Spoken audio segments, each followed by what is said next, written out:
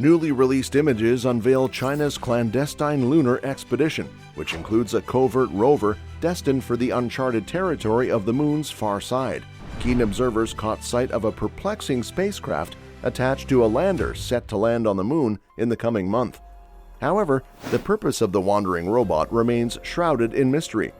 May 3rd marked a momentous occasion as the China Academy of Space Technology achieved a remarkable feat: the successful launch of an autonomous Long March 5 rocket into the vast expanse of space.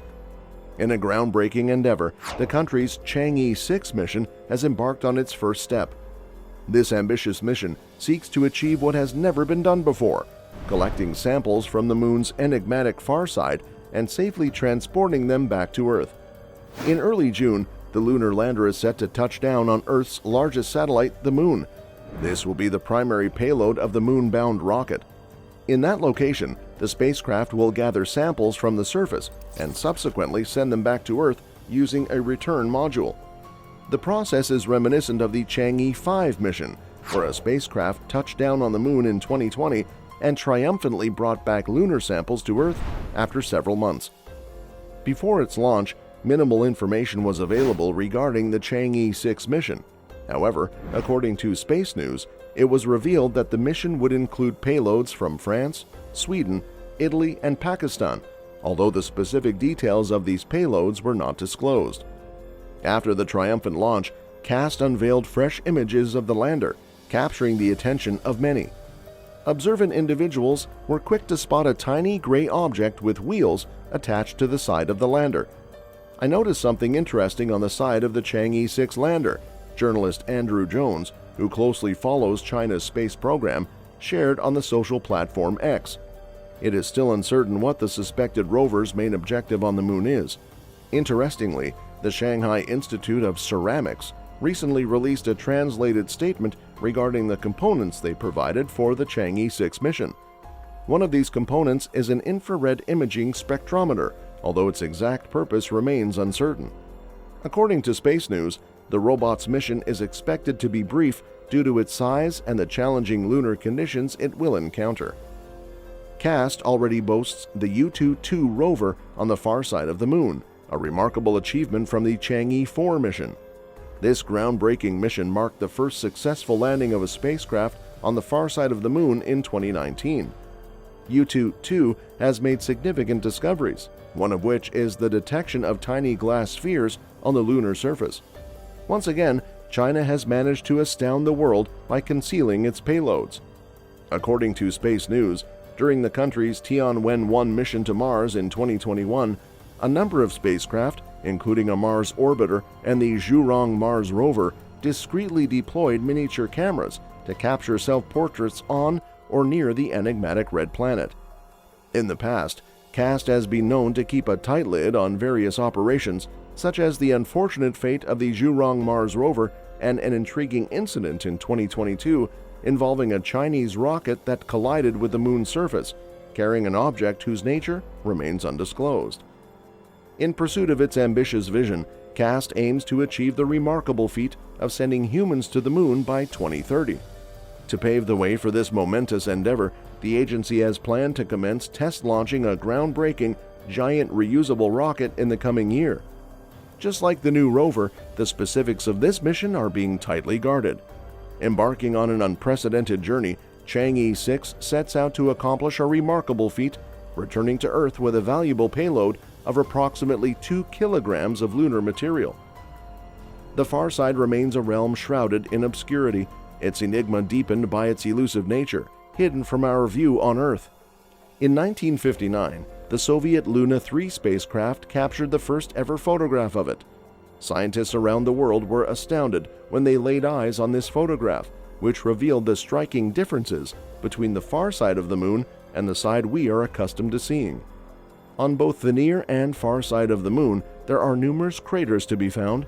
However, it is the near side that genuinely stands out with its expansive volcanic plains known as lunar maria. These maria not only give the moon its iconic man-in-the-moon appearance, but they also cover a significant 31% of the entire near-side surface. On the other hand, the far side presents a stark contrast. Just a tiny fraction, around 1%, is blanketed by volcanic plains. I'm curious about the origins of the contrasting characteristics between the near and far sides. The thickness of the crust plays a role. Back in 2011, an intriguing discovery was made by NASA's Grail mission. It revealed that the crust on the far side of the moon is on average a whopping 20 kilometers thicker than the crust on the near side. A fascinating revelation. Do you agree? It is believed that this can be traced back to the time when our moon was created, resulting from the collision between Earth and a Mars-sized protoplanet approximately 4.5 billion years ago. As the moon formed from the remnants of a battered Earth, it found itself in a gravitational embrace, forever revealing only one side of our planet. As a result of a colossal impact, the Earth's surface transformed into a seething mass of molten rock. This intense heat also extended to the near side of the moon, prolonging its molten state. Scientists proposed that rock would undergo a fascinating transformation as it moves from the near side to the cooler far side, resulting in the thickening of the crust on the far side.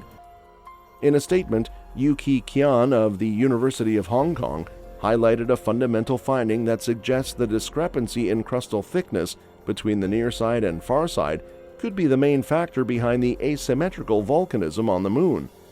Qian, one of the lead authors, has put forth a new study proposing that the material collected by Chang'e 6 and brought back to Earth has the potential to test this theory. Here's how the logic unfolds. In areas where the lunar crust is thick, like on the majority of the far side, the upwelling of magma through fractures in the rock is unable to reach the surface. In areas where the crust is thin, like on the near side, fractures can occur, allowing magma to break through and resulting in the eruption of lava. There is a contradiction between the SPA and the Apollo Basin, even though they are both located on the lunar far side. It is worth noting that these impact sites on the far side of the moon have been extensively explored, revealing a fascinating discovery. The lunar crust is remarkably thinner at the base of these colossal impact sites, which explains the depth of their penetration. Indeed, nestled within these basins lie volcanic plains, although it is worth noting that a mere 5% of their expanse is adorned with basaltic lava flows.